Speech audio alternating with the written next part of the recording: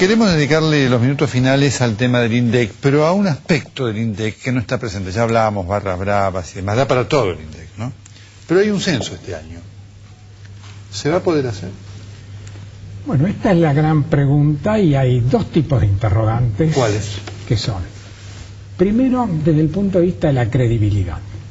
El INDEC, que es el organismo que tergiversa mes a mes las estadísticas de precios, de pobreza, de indigencia, ¿va a resistir la tentación de manipular los datos de población, dado que esos datos son los que sirven para definir la representación política de las provincias, de los distintos departamentos ante las provincias, para decidir la distribución de las partidas presupuestarias entre las provincias, para servir de base para la futura ley de coparticipación federal?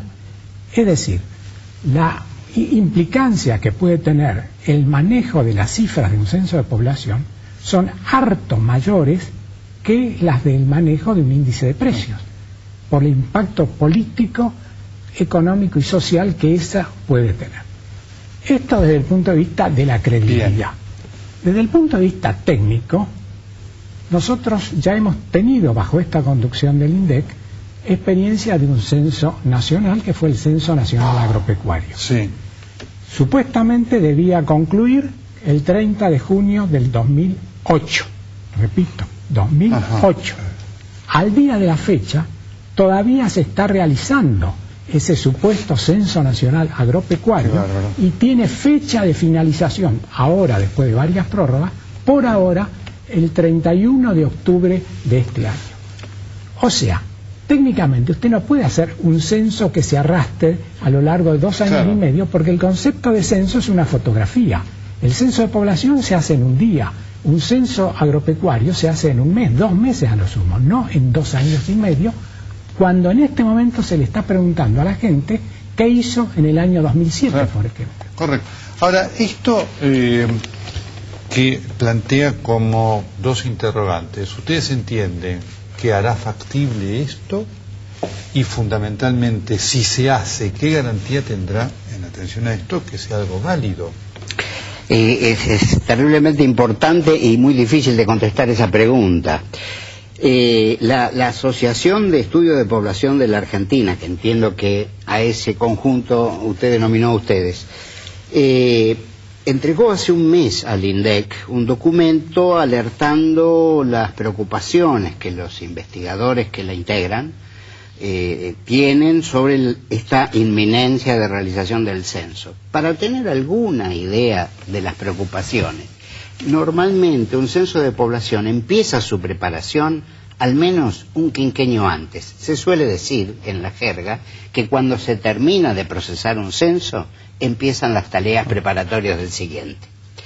Hasta noviembre del año pasado, cuando se hizo una prueba piloto, en el INDEC no se conocía si el censo iba a ser realizado en el año 10, terminado en 0, como las recomendaciones internacionales proponen, o podría eventualmente ser prorrogado, como pasó con los 2 últimos censos.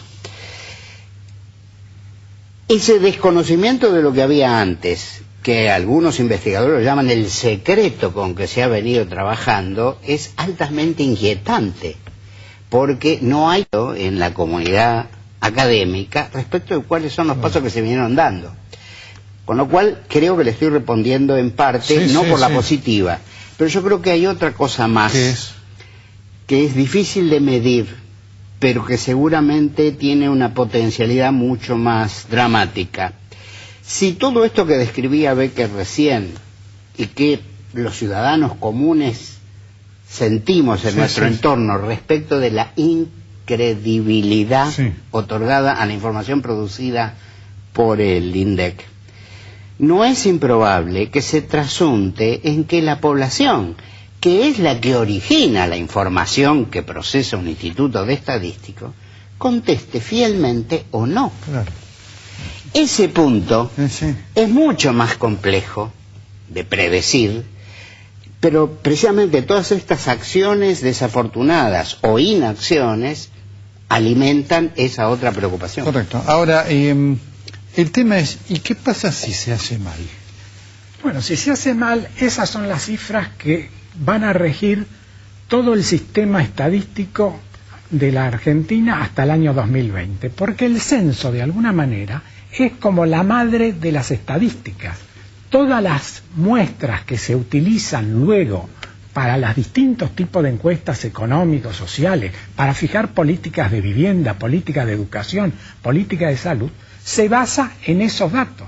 Por eso es que algunos de nosotros hemos planteado la necesidad, por la importancia que tiene el censo, de postergar su realización, habida cuenta que en el Congreso de la Nación el mes que viene se va a tratar una ley para normalizar el INDEC.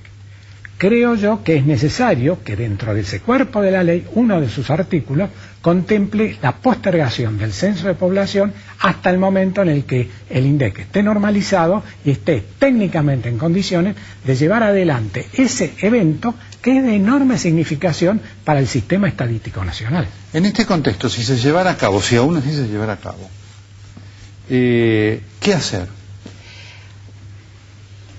Para mí, el oponerse en sí mismo o su formato, que es plantear su posposición, tiene buenas razones, pero puede ser insuficiente para conseguir un logro efectivo, es decir, que se haga. En ese caso yo creo que la comunidad en su conjunto, no solo la académica, que es la que ha empezado a hacer conocer su punto de vista, logre por lo menos abrir desde el interior del INDEC, cosa que por la experiencia de los últimos 3 años no es muy plausible, pero es necesario, abrirse a las consultas y a los intercambios con los especialistas que tradicionalmente han estado vinculados con esto, porque es la posibilidad de tener algún grado de chequeo, control, supervisión, como lo llamemos más suavemente, de modo que los desaguisados se minimicen. Otra cosa, yo no creo, digamos, no faltan voces que dicen no, hay que hacer una consigna para que la población no conteste el censo. En ese momento yo no compartiría esa tesitura. Por supuesto. Nuestra idea es saber cómo se hace. Le hago esta pregunta final en este minuto, porque usted fue director del INDEC. Cuando hablamos del INDEC, hay una parte de la población que cree todo esto que está pasando, pero otra no. Bueno, es que lamentablemente la población cree de buena fe de que hay cosas que son imposibles de que ocurran. Pero creo que la fuerza de los hechos le está demostrando que es así. Y esto en realidad tiene su manifestación más clara en el problema del índice de precios, que es el que más llega a la gente. Porque la gente el índice de precios lo siente en el bolsillo todos los meses. Entonces, cuando el INDEC le dice, por ejemplo, que hoy en día el precio del aceite es más barato que hace 2 años atrás, nadie lo cree, porque la señora que hace las compras sabe que hace 2 años pagaba un precio más barato por el aceite. Cuando el INDEC le dice que la luz, el gas y la electricidad de la vivienda particular hoy es más barata que hace 2 años, y la señora tiene, o el señor tiene la factura correspondiente, y seguro que cualquiera de los televidentes que está mirando este programa está asintiendo con la cabeza, efectivamente sabe que eso es imposible de que ocurra, pero ese es el tipo de trapisondas que hace el INDEC para dar como resultado una inflación anual del 10% cuando no hay ningún estudio privado cuyo cálculo esté por debajo del 20%. A los dos les agradezco mucho la presencia. A usted, por tomar este tema. No, por supuesto, tema de enorme importancia, que además vamos a seguir el censo. Un minuto, ¿cuándo es la fecha estipulada? 27 de octubre. Así que miércoles que será feriado. Lo vamos a repetir este tema. Quiero decir lo siguiente, ya en el final. El problema de todo esto no es Moreno. Como bien lo dijo el jefe de gabinete de ministros ayer en la Cámara de Senadores, usted sabe que Aníbal Fernández a Moreno lo detesta. Dijo, Moreno hace lo que le pide la presidenta. Así que el problema del INDEC no es Moreno, es el matrimonio presidencial. Ni más ni menos. Hasta el próximo jueves, muchas gracias.